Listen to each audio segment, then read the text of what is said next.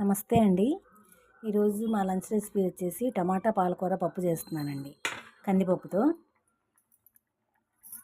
అన్నీ రెడీగా తరిగి ఉంచేసుకున్నానండి. టమాటా పాలకూర పచ్చిమిర్చి అన్నీ తరిగేసి ఉంచుకున్నాను.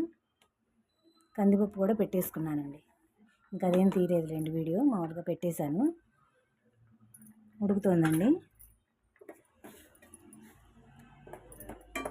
1/2 స్పూన్ ఆయిల్ వేసానండి దీంట్లో, తొందరగా ఉడుకుతుందని.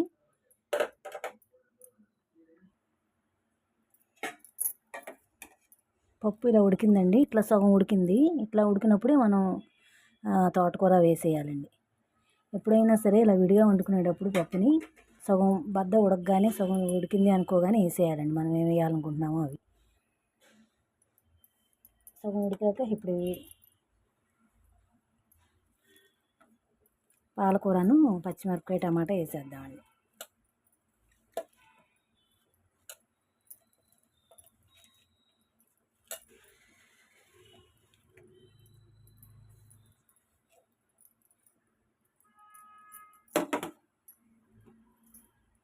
హాఫ్ స్పూన్ పసుపు కూడా వేసేద్దామండి ఇప్పుడే.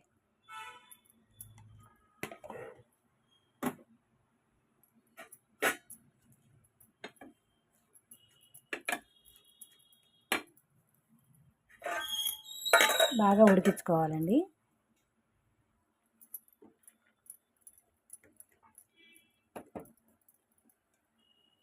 ఇంకా బాగా ఉడకాలండి, ఇంకా కాసేపు ఉడకాలి.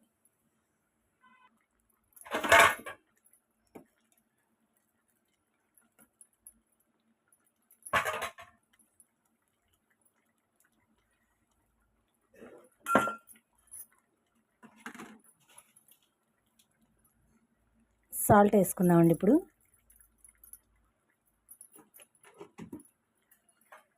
కారం మాత్రం పప్పు అంతా ఉడికిన తర్వాతే వేయాలండి, మళ్ళీ పప్పు ఉడకదు లేకపోతే. చాలా బాగుంటుందండి కమ్మగా.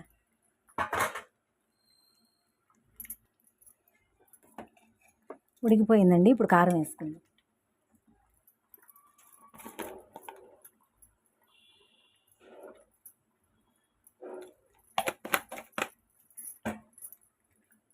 టమాటా వేసాం కాబట్టి ఇంకా చింతపండు కూడా వేయక్కర్లేదండి. ఆ పులిపే సరిపోతుంది ఆకుకూరకి, అందుకే ఇంకా వేయలేదండి.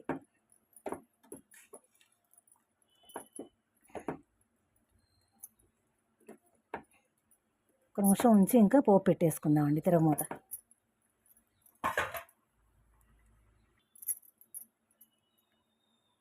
తిరగమూత పెట్టుకుందామండి పప్పులో. మినప్పప్పు, ఆవాలు అంతేనండి.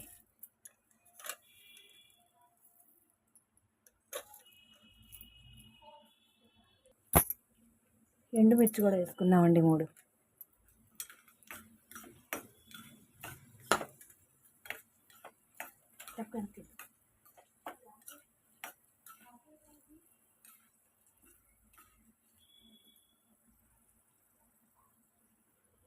ఇంగు వేద్దామండి.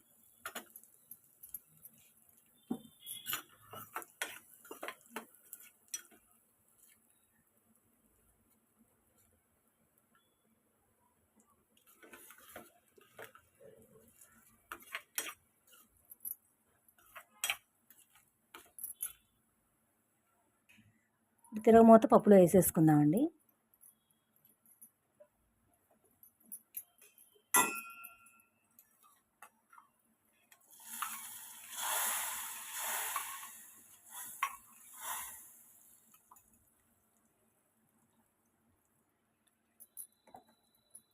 అంతేనండి, మళ్ళీ ఇంకొక నిమిషం ఉడికించుకొని కట్టేద్దామండి స్టవ్. ఇంకా అయిపోయినట్టేనండి ఆల్మోస్ట్. అంతేనండి, ఈరోజు వీడియో.